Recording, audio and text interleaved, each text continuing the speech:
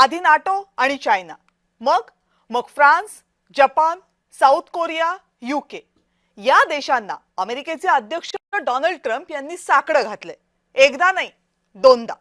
अर्थात ते साकडं जरी असलं तरी ते ट्रम्प स्टाईलनंच आहे. आणि हे साकडं काय आहे? तर म्हणे होर्मुझची सामुद्रधुनी सुरू करायला आम्हाला मदत करा. तुम्ही तुमच्या युद्धनौका पाठवा आणि होर्मुझची सामुद्रधुनी मोकळी करा. अमेरिकेने इराणवर हल्ला केला, मग इराणने ही सामुद्रधुनी बंद केलीये. जंग पछाडून सुद्धा अमेरिकेला ती सामुद्रधुनी मोकळी काही करता येत नाहीये. आता परिणामी आखाती देशांमधून जगभरात केला जाणारा 20% कच्च्या तेलाचा आणि गॅसचा पुरवठा हा ठप्प झालेला आहे. फक्त भारतासाठी विचार केला तर हा आकडा 60%.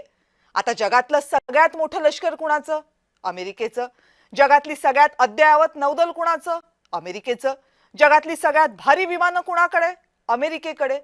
मग एवढं सगळं असताना त्या मध्य पूर्वेतल्या इतक्याशा इराणनं अडवलेली अवघी 33 किलोमीटरची वाट अमेरिकेला मोकळी करता येत नाही. त्यासाठी अमेरिकेला एवढ्या देशांकडे मदत मागावी लागते. युद्धाचा तिसरा आठवडा येता येता अमेरिकेची ही मागणी युद्धाची पुढची दिशा ठरवणारी आहे. होर्मुझची सामुद्रधुनी मोकळी झाली नाही तर भारतासह जगभरातल्या अनेक देशांना त्याचा प्रचंड मोठा फटका बसणार आहे. त्याची सुरुवात झालेलीच आहे, पण तरीही कोणताही देश थेटपणे या युद्धात उतरायला अजूनही तयार नाहीये. इंग्लंडनं सुद्धा आम्ही यावर विचार करू असं म्हटलंय. कोणताही देश थेटपणे यामध्ये उतरत नाहीये असं म्हटल्यावर होर्मुझ मोकळं झालं नाही तर मग आम्ही खर्क बेटावर हल्ला करू असं ट्रम्प म्हणालेत. आता या खर्क बेटावर जर खरंच त्यांनी असा हल्ला केला तर इराणचा सगळा तेल साठा धोक्यात येईल. फक्त इराणच नाही तर फटका जगाला बसणार.